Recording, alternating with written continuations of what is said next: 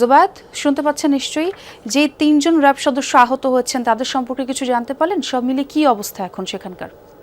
ছোয়া, 4 জনের যে সদস্য মোট এই ঘটনার শিকার হয়েছেন তার মধ্যে 1জন মৃত্যুবরণ করেছেন, বাকি 3জন সম্মিলিত সামরিক হাসপাতালে চিকিৎসাধীন আছেন। তাদের চিকিৎসার পুরো বিষয়টা র্যাবের পক্ষ থেকে তদারকি করা হচ্ছে। সেই বিষয়ে এখন পর্যন্ত র্যাব থেকে আমাদেরকে কিছু জানানো হয়নি এবং যিনি মৃত্যুবরণ করেছেন তাকে চট্টগ্রাম মেডিকেল কলেজ হাসপাতালে ময়না তদন্তের জন্য আনার কথা, কিন্তু এখন পর্যন্ত আমাদেরকে চট্টগ্রাম মেডিকেল পুলিশ ফাঁড়ির যিনি ইনচার্জ তিনি জানিয়েছেন এখন পর্যন্ত মরদেহ চট্টগ্রাম মেডিকেল কলেজে এসে পৌঁছায়নি।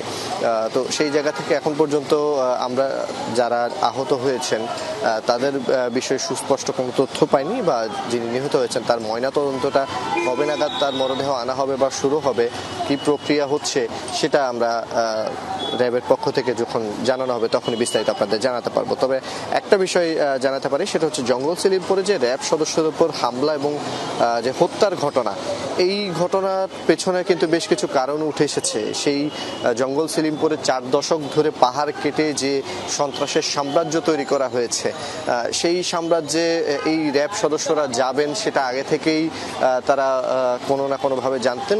কারণ এই ধারণাটা কেন করা হচ্ছে, কারণ মাইকে ঘোষণা দিয়ে একেবারে সুসংগঠিত হয়ে 400 থেকে 500 মানুষ জড়ো হয়ে গেছে একেবারে মুহূর্তের ভিতরে, এবং পুরো এলাকাটা তারা সেইভাবেই প্রস্তুত রেখেছে যাতে তারা আইন শৃঙ্খলা রক্ষাকারী বাহিনী আসলে তাদের সুবিধা মতো এসে তাদের সুবিধা মতো আবার চলে যেতে পারে। এই ঘটনায়ও তেমন হয়েছে এবং তারা এসে ধরপাকড় করেছে, মারধর করেছে, একেবারে যেটাকে বলে অমানসিক নির্যাতন।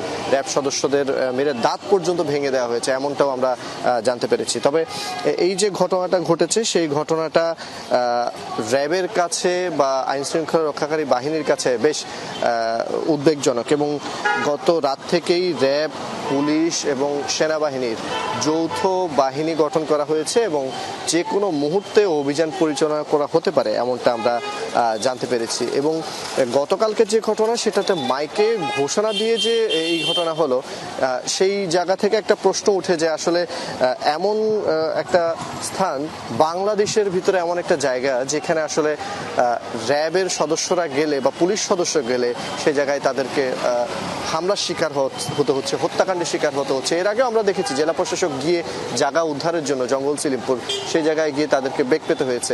সেই বাংলাদেশে কতটুকু স্বস্তি এখনো আমরা পাচ্ছি, বা আইন শৃঙ্খলা রক্ষাকারী বাহিনীরাও এখনো যে জায়গায় অনিরাপদ, তাহলে কোন জায়গায় এখন এই চট্টগ্রামের জঙ্গল সেলিমপুরটা আছে সেটা অনেক সাধারণ মানুষই প্রশ্ন করছে এবং স্থানীয়রাও বেশ উদ্বেগ প্রকাশ করছে যে এই ঘটনাটা দ্রুত একটা সুরাহা হওয়া দরকার এবং বিচার যাতে হয়, যাতে আইন শৃঙ্খলা রক্ষাকারী বাহিনীর উপর যারা হামলা বা হত্যাকাণ্ডে জড়িত ছিল তাদের বিচার করে পুরো বিষয়টাকে একটা সুস্পষ্ট বিবৃতি দেওয়া হয় যে কেন হয়েছে বা কারা করেছে, এবং সন্ত্রাসী কারা তাদের নাম উন্মোচন করা হয়, এটাই তারা চাইছেন। অবশ্যই জুবায়েদ, অনেক ধন্যবাদ আপনাকে।